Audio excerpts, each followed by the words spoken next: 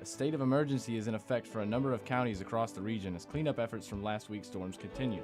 Plus, what we've seen out of Vice President Harris is we've seen steady leadership. Donald Trump recognized that for people to fear the United States, you needed peace through strength. the nominees for vice president spar in their first and only debate what they had to say on a number of key issues for Americans. And in sports, a field hockey player makes an impact that will last forever. Honestly, I was very shocked. I didn't really see it coming. Newswatch starts right now.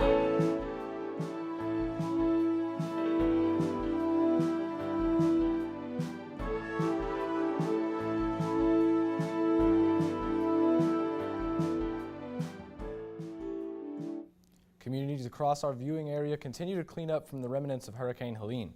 Thanks for joining us. I'm Noah Cavan. And I'm Sullivan Beach. Lawrence, Jackson, Pike, and Scottsdale counties, along with Ohio and Marshall counties in West Virginia, are all under a state of emergency because of storm damages. Governor Mike DeWine made the declaration earlier today. He says this will help free up resources for Ohio communities hit hard by last week's strong storms. Across the river in West Virginia, Governor Jim Justice's declaration came just hours after he appeared to downplay the damage Helene caused in the state. Some areas of the state are still without power, including Mercer County, where thousands are still unable to turn on the lights. President Joe Biden took an aerial tour of the severe storm damage strewn across large parts of North Carolina's Appalachian Mountains. The visit comes as the White House deploys hundreds of active duty soldiers to help speed up the response efforts. Many crucial supplies are being delivered by airdrop, in some cases, mule train, as most roads and bridges are still impassable. Another big hurdle for response teams is decimated power and communication grids. President Biden is going to want to make sure that we're bringing in every possible resource from the federal family to support this ongoing response effort. Hurricane Helene has claimed 182 lives so far, with the majority of deaths being in North Carolina. Here with more on how the weather could play a role in response to efforts is lead forecaster Emily Dietz. Emily, could we see more rain coming our way as people clean up? Yeah, so fortunately for us, we're not really expecting too much rain in our forecast. We do have a little bit sort of teasing in for the weekend, but we are definitely not going to see anything like we saw with Hurricane Helene going on so far. And in fact, taking a look at what's going on right now, it's actually pretty clear outside, which is a very nice relief to what we've been seeing the past couple of days since we've had overcast skies and a lot of that wind and especially a lot of that rain damage as we've seen across the country from Hurricane Helene. And that was a very big system that stretched all the way up into Ohio even days before Hurricane Helene made landfall on Thursday night. But for the most part right here, again, things are clear and we're at a comfortable 73 degrees and our humidity has gone down pretty significantly since we've had those clear skies to allow a lot of that moisture to really leave all of our atmosphere. Now, over the past 24 hours, that also means our temperatures have also decreased significantly overnight. So overnight, previously, we saw about 50 degrees, even in the 60s for those overnight conditions. But even last night, we were down in the 40s, the upper 40s, even into the 50s a little bit. And a lot of that is due to this cold front that came through our area. And that cold front came with a little bit of that rain that we saw just the other day, but for the most part, we have this high pressure system right behind it, really clearing and pushing everything out of the way. So while we did see cooler temperatures over at night, we're going to see a little bit of a shift as this high pressure really starts to shape up and take its spot here in the Great Plains Midwest area, because that's again going to allow a lot of these clouds to keep continuing to push out of the area and a lot of the sunshine to come and warm everything up. And even though we are well into fall by now, about week 2 into fall, I think, and so it's really not going to feel like fall. We're going to still be back in the 80s. And as far as we go for tonight, we're going to see that overnight low 46 and a little bit of fog since, again, we still have some of that moisture in the area. It's one of those weather records you really don't want to break. The National Weather Service confirmed a tornado touchdown in Lorain County, adding to an already record-breaking tornado season in the Buckeye State. Last week's tornado marks the 72nd confirmed tornado in Ohio this year, breaking the state's previous record of 62 tornadoes set in 1992. On average, Ohio has about 21 tornadoes a year. The deadline to register for this year's election is Monday, and the League of Women Voters of Ohio is helping people get registered. The group will be in Athens tomorrow starting at 9:30 a.m.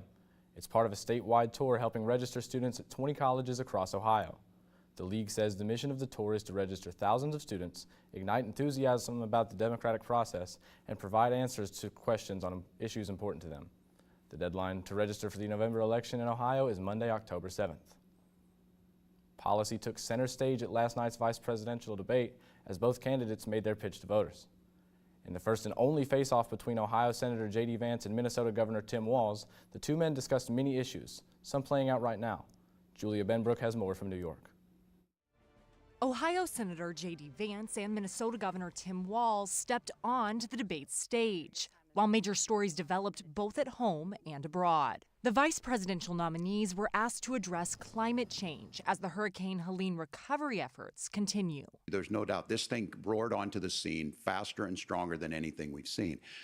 Senator Vance has said that there's a climate problem in the past. Donald Trump called it a hoax. If they really believe that climate change is serious, what they would be doing is more manufacturing and more energy production in the United States of America. Hours before the debate started, Iran launched a missile attack against Israel. Vice President Kamala Harris joined President Joe Biden and top military officials in the Situation Room to monitor the response by Israeli and U.S. forces. Harris's running mate arguing that what is needed is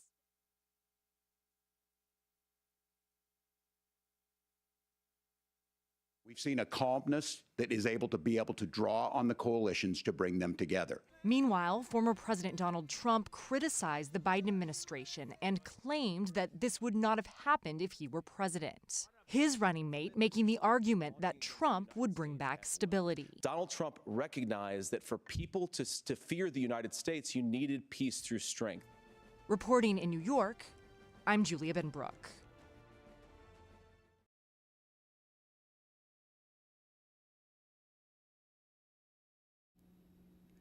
The two nominees running for West Virginia's highest office agree to debate each other later this month.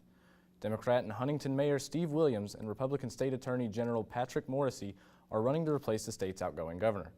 The debate will be broadcast statewide by West Virginia Network Metro News on October 29th at 7 p.m.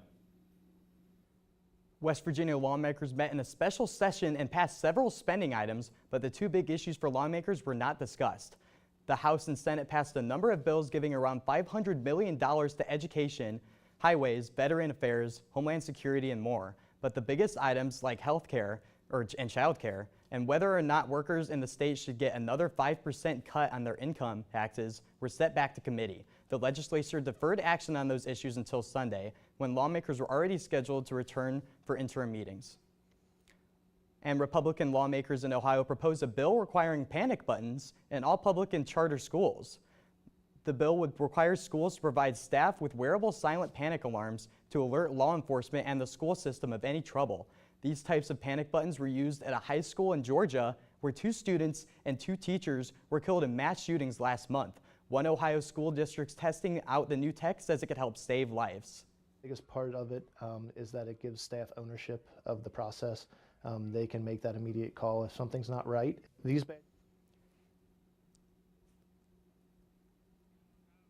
These badges are very important for continuous, the bill may not pass because at the end of the busy session calendar as lawmakers aren't expected back till after the election. Governor DeWine and several health officials break ground on a new behavioral health urgent care center in St. Clairsville. The $7.3 million center will be the first facility of its kind in the region. It will serve as a location for people of all ages experiencing a mental health emergency. The facility will have 8 crisis stabilization ends where clients can receive voluntary treatment as they recover from a crisis. So many of us have had a relative, a family member, or just a friend, someone who's had a mental health crisis, and then there's no place to take that person. And you're told it's going to be 3 weeks or 3 months until you can get in. The whole goal here is to alleviate this. The Behavioral Health Urgent Care Center is scheduled to be completed in spring 2026. Once fully operational, the facility is expected to serve up to 1,500 people each year through both in-person and telehealth services. New data shows promising signs for the U.S. job market. Hiring in the private sector jumped more than expected last month. Payroll processor ADP says 143,000 jobs were added last month. That is a major jump compared to August, which only saw 103,000 new jobs added. Here in the Midwest, the data found there was an additional 28,000 new jobs added.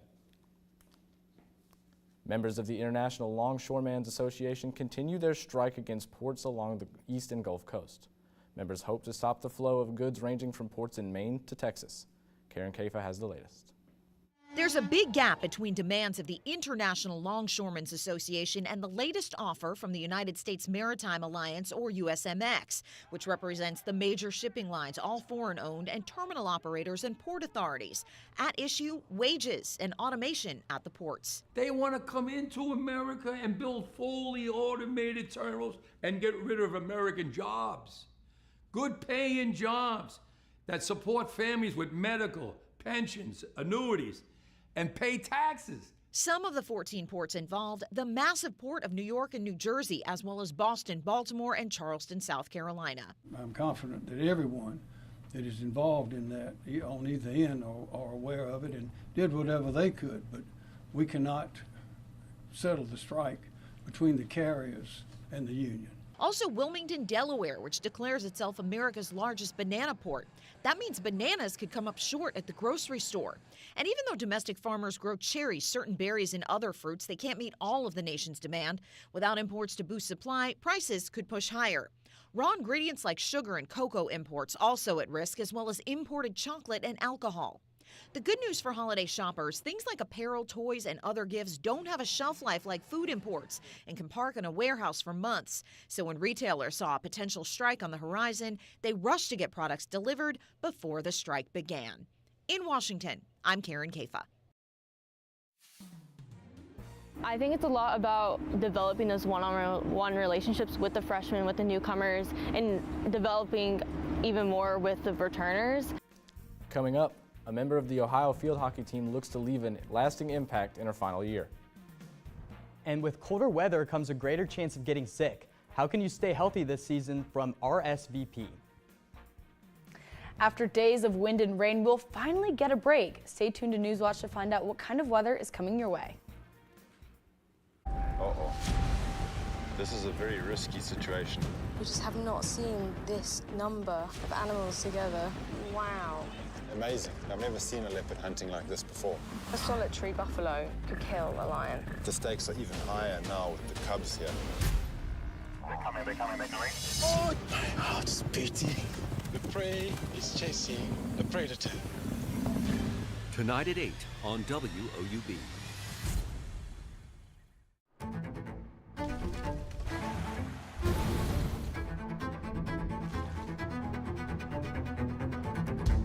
Our world is transforming before our very eyes, and we need to be ready. So join me in the lab and in the field to discover the latest science about our changing weather and climate and how a better future is within reach. Join me for Weathered.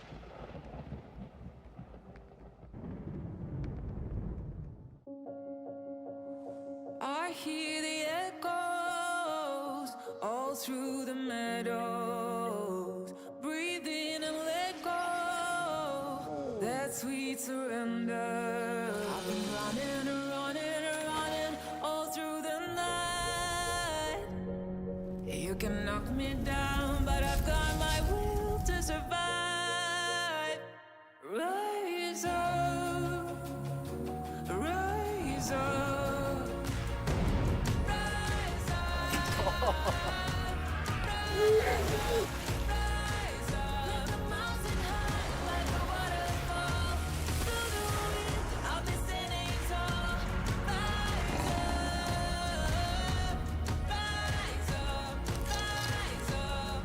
Together, we can make real change happen.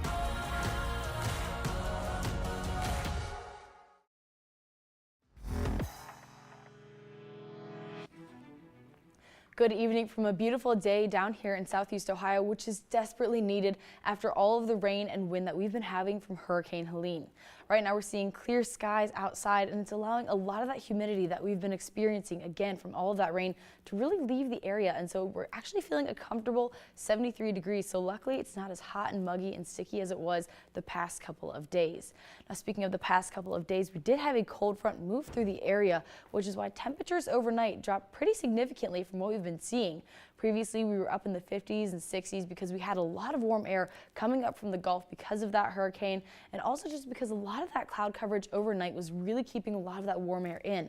But now, since this cold front has moved through, it's bringing in a lot of cold air with it from the north, and we have this high pressure. So overnight, we're seeing clear skies, allowing things to really cool down in our evening time conditions.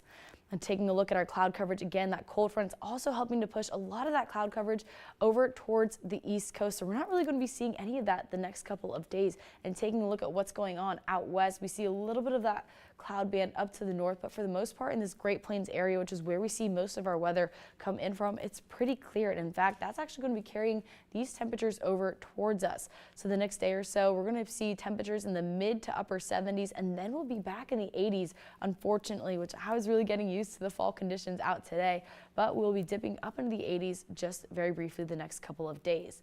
Now overnight tonight, we'll see that low of 46 again because we had that cold front move through and we're not seeing any clouds. But since we still have some of that moisture in the atmosphere, we are going to be seeing a bit of a foggy night tonight. So make sure on your morning drive tomorrow, you just take a little bit of extra caution and make sure you watch where you're driving. But tomorrow, after that fog clears up, we're going to be seeing that high of 78, so a bit on the warmer side of things, and a beautiful sunny day. So mostly sunny skies, not expecting too many clouds in the area. Again, since we have that high pressure moving through the area, it's going to be dominating the area yet again, not expecting any rain. But what we have setting up behind it is a cold front.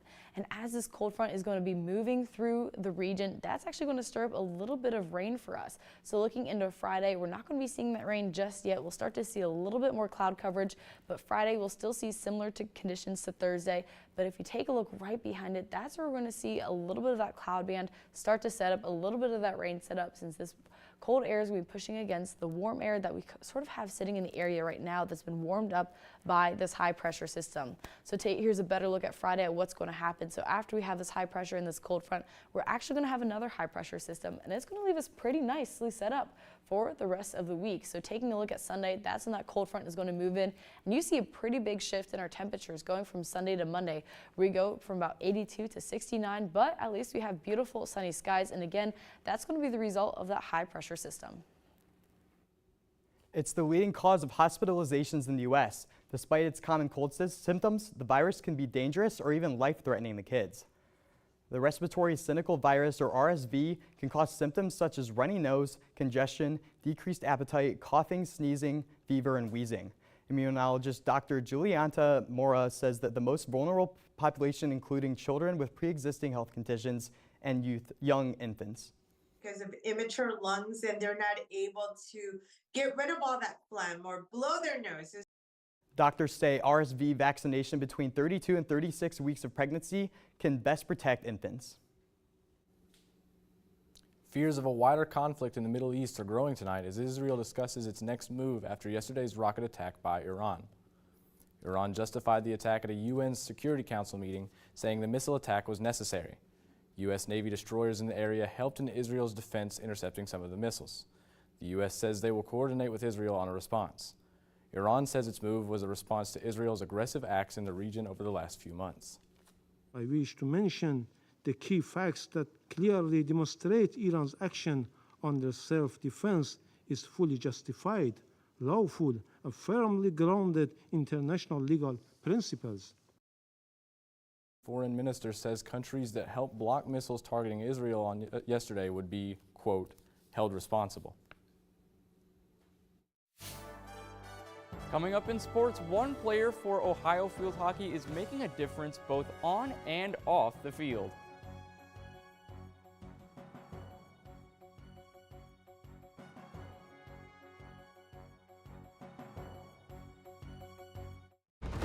There was a Sergeant Tadley at the camp on the night Kathy was murdered. That's Jean Dixon's car. I wanted her to stay away from my family. Give me the keys. You're not thinking straight, David. They're going to stop him. David wanted to have it out with Jean Dixon. Someone now. Somewhere we need to be. What's going on? I don't think they were coming for him. I think they were coming for me.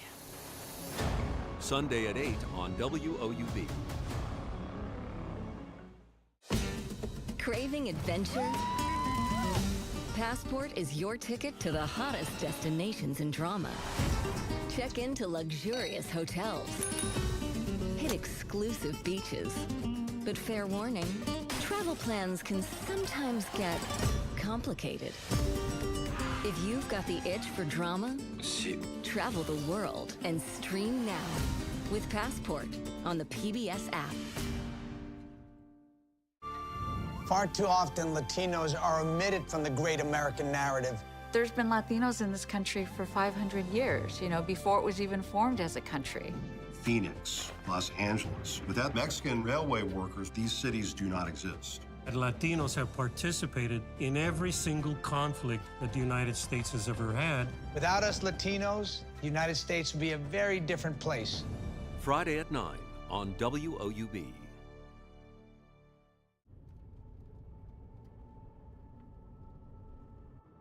Ukrainian civilians flee their homes in search of safe refuge. A filmmaker's volunteer van becomes their shelter, hospital, and confessional.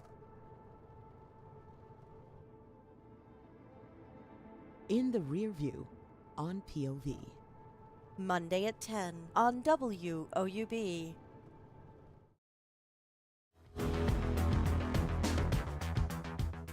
Hello everyone, welcome to Newswatch. I'm Darius Sethna, and today in sports, we'll take a closer look at Mila Kopp. She's a graduate student at Ohio University and star defender on the Bobcats field hockey team. I caught up with Mila and head coach Allie Johnstone last week to hear about the lasting impact the 22-year-old has made here in Athens.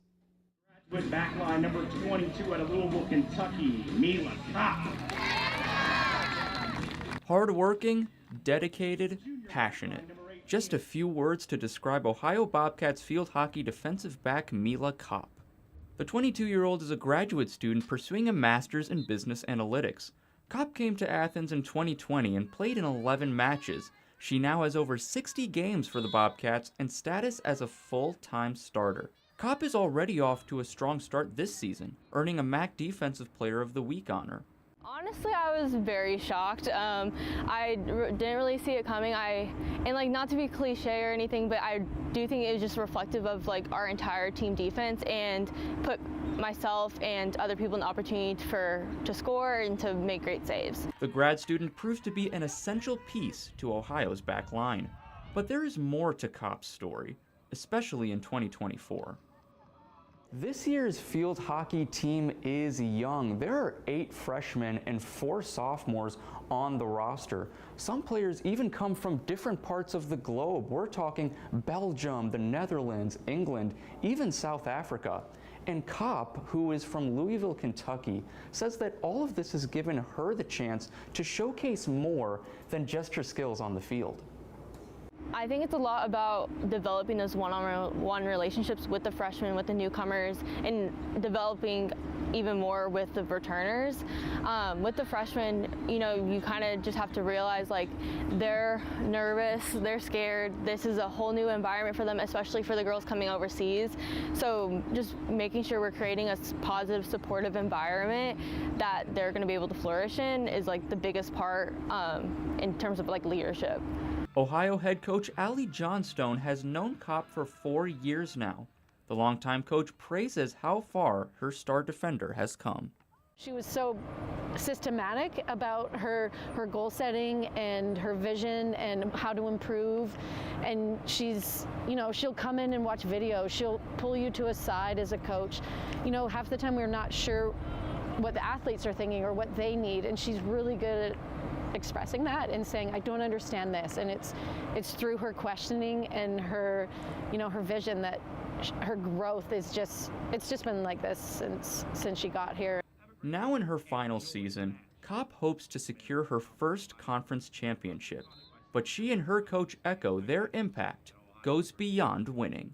When I came into the program, it was COVID year. It was just a tough year, and culturally, we were going through a lot. And so, I think winning a MAC tournament just would show how much my class has turned this program around, and it has really changed it for the better. To walk away with seeing the growth and having them be strong, confident women that are going to make a change in their community is the ultimate prize for a coach. And so we really hone in on that. As for the 2024 campaign, Kopp says the key to Ohio's success is its ability to rally as one.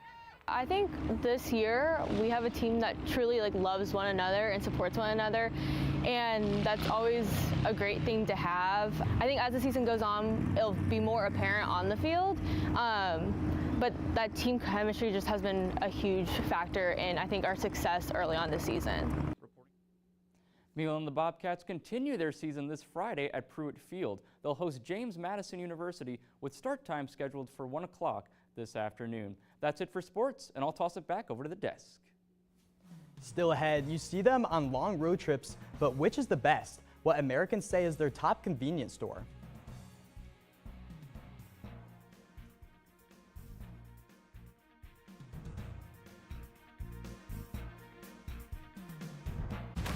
On Nova Solar System. If you have a different atmosphere, you get different weather, different phenomena playing out. Oh, Venus has clouds. They're battery acid. Buckets of rain are falling. It's not water, but liquid methane. It's a moon that looks like this, not a planet. Storm worlds. You would be stunned by what you see. On Nova. Tonight at 9 on WOUB. Week 7 of Gridiron Glory is here, so it's time to shift into high gear.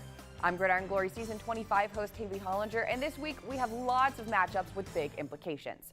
Fairland and Portsmouth will be battling for the top of the Ohio Valley Conference, while Eastern and Wahama take to the skies in a throwback TVC matchup. We'll have those games and more on Friday at 11:30 p.m. on WOUB and the WOUB PBS YouTube channel. Until then, remember, there's nothing better than Friday nights and Gridiron Glory. For more than 70 years, WOUB Public Media has been the place where people in our region turn to learn how stories of the past ignite the imagination of the future. It's where information, entertainment, and education work together to inform, enlighten, and inspire generations. It's the place where the community gathers to hear and see our world in new and innovative ways. WOUB, the public media you trust that's worthy of your support. The Cartober fundraising drive is on. Help give back this month by donating your used car, truck, RV, or boat to our station. Donating is easy and it's tax deductible. Just call this toll-free number, schedule your free pickup, we'll tow it and give you a donation receipt. Can't donate a car? Spread the word by telling your friends or family. Learn more by calling this toll-free number or visiting us online.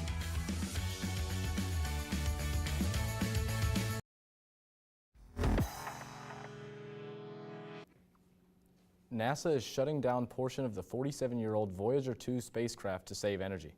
Scientists say they are shutting down an instrument used to study solar winds.